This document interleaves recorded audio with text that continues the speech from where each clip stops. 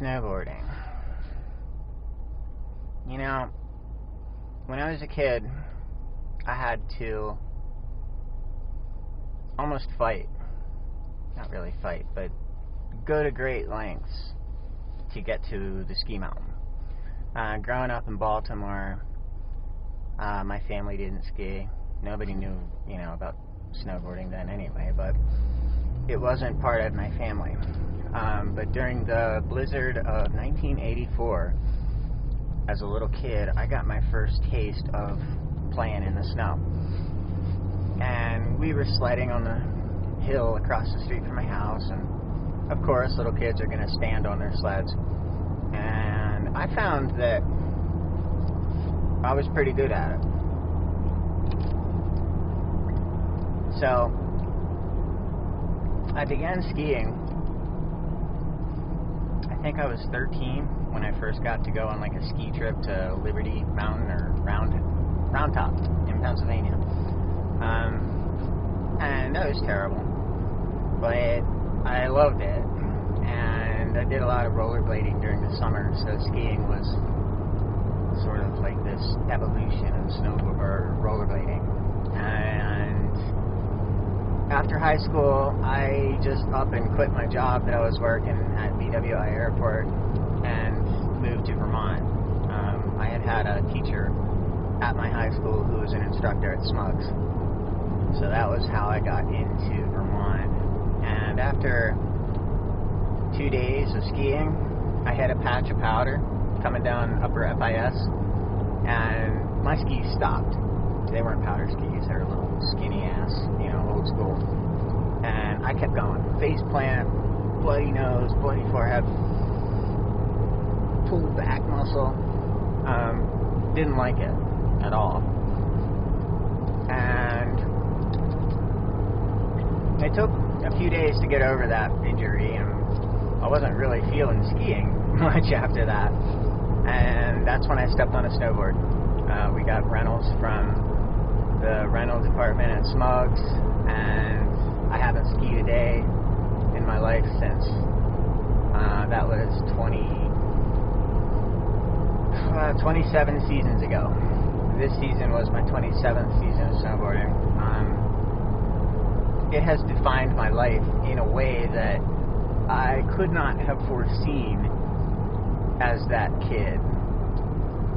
One of the following years, I was working at Top Notch Resort and Spa in Stowe, and I was pushing a towel cart around, and this guy walked by with a T-shirt with a Vermont license plate that said "We Ride," and long brown, black pepper, salt and pepper hair. And I thought to myself, I was like, holy shit, that is Jake Burton. So, being it was a kind of a, hoity-toity kind of spa, I went up and checked the member registry and see who had signed in. And sure as can be, Jake Carpenter had signed in. So, later that evening, I passed him again, and I was like, hey, Jake, how's it going? He's like, hey, man, what's happening? He threw me this hang loose, and his hair was everywhere. And I remember just being like, wow, I hope I can be that cool when I'm 50.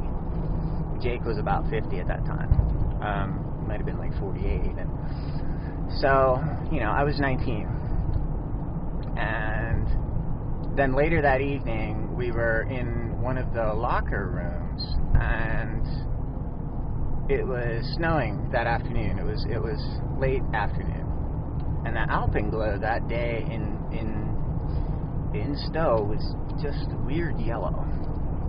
It was a weird yellow alpenglow. It wasn't purple or blue or red, like, a nice dark alpenglow. It was this really weird light thing. And we were standing shoulder to shoulder, just Jake and I, staring out this window, admiring this weird yellow light. And we both acknowledged it being very unique. And that's all we said. And then that moment too passed. And I kept those moments with me all my years, as a rider at various stages. When I first came out west, it didn't really dawn on me, but a few years ago when we lost Jake, I think the dots were at that point able to be connected looking backwards. And the progression, the chronological progression that has defined my snowboarding evolution very much has defined my life. And I have built my life around snowboarding. The college that I attended was in Western Maryland. The reason being, it had access to the mountains. Every winter from the time I was 19 until I was 26, I spent in Vermont. I spent one season at Big Sky in Montana. I spent one season kind of dub knocking around Colorado, not really at any one resort, mainly Keystone, and a whole lot of hiking around on Loveland Pass, A Basin. And then during college, I started a club. It was called the Appalachian Guerrilla Backcountry, and we were sponsored by the geography department, and an officially recognized university club. And our mission was fourfold. During the off season, to scout rideable terrain in the Western Appalachians that had never been ridden. So we were after first descents, right? 70-foot vertical drops, this little Appalachian mountain stuff. There are a couple nice ones, like power lines and stuff that went up over some of the steeper ridges. But anyway, we categorized those locations, the aspect, everything that we could jot down about that particular spot. And then during the winter season, we would track the storms using the geography department's weather systems and the climate science department's labs and everything. So we watch these storms brewing across, way out in the Pacific, and coming across the continental U.S. And then whatever the storm was doing, we would apply that to our little database of rideable locations and pick the most likely one that was going to have the best snow, and then we'd go out there as a team and try to get that first descent, and at the same time film it. So those were our 4 goals. Anyway, one of the members from that crew had parents who live in Truckee, and one spring break I flew out to do some snowboarding and hang out with him and his family, and that was my introduction to Tahoe. A year later, I tried to move out here permanently, and made the mistake of flying out without my vehicle. I had a job that had a vehicle, but you can't be up here without a vehicle. So that winter didn't really work very well. And then I went back east for a little bit of time. This was 2011, and was an interim snowboard manager at Bolton Valley in Vermont. And then in 2015, when my transition began and everything went haywire and my life was a bowl of spaghetti smashed against the wall and most of it fell on the floor, I found myself out here in California again, and I was focusing on LA and couldn't find a way to live in LA. This was right at the very beginning of the onset of MikeAngela.com, and I did not have the ability to find a suitable lifestyle in the Los Angeles area, so I wound up in Union City, outside of San Francisco, and then was looking at the map one day, and I looked across the valley, and I was like, whoa, Kirkwood, that's right there. And I had never been to Kirkwood at that time. It was a place of mythology forever, so I took a drive one day. I went over and checked it out, and then decided to come a little further and go down into South Lake. And that was the first time I was ever in South Lake Tahoe, and I fell in love with it. It spoke to me on so many levels. Nature, there's human energy, there's God all over the place. If you want the devil, there's casinos. So it's got everything. it absorbed me, and I absorbed its energy, and it became my life.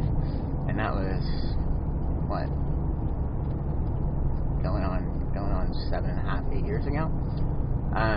Lived here ever since. Tahoe is a very special place to me because I feel like I earned it through chronological progression. The years of teaching at Woodward, they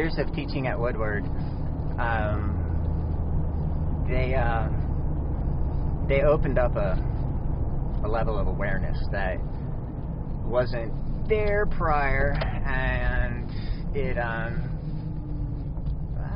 hold on, we're going up the Emerald Bay S-turns right now, the infamous Emerald Bay S-turns. Thank goodness this guy pulled over. He doesn't know how to drive on these roads. So yeah, the chronological development of, one mountain to the next as I got, more proficient with my riding skills. Oh my goodness. Hell of a turn. One last nasty one. Wow. Yeah, there we go.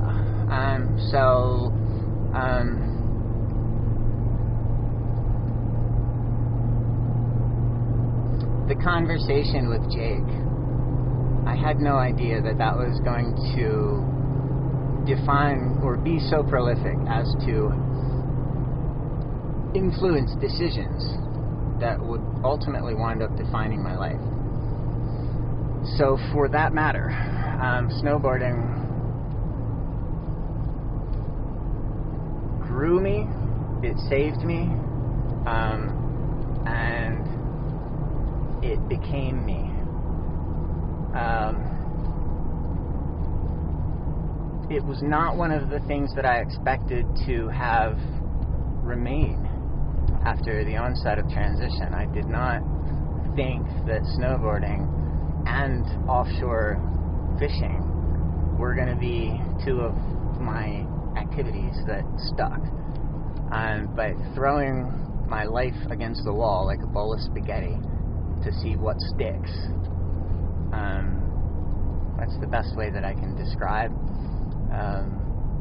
hormonal HRT, hormonal replacement therapy.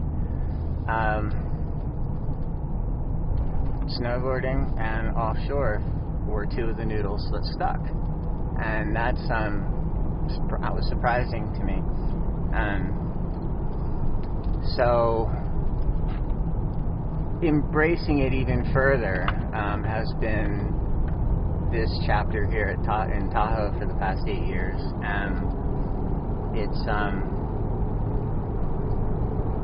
has become my life. When I look around and realize that I live here now, and not only live here, but I'm a local, and I'm known, and work as a captain on the lake during the summer, so I'm always running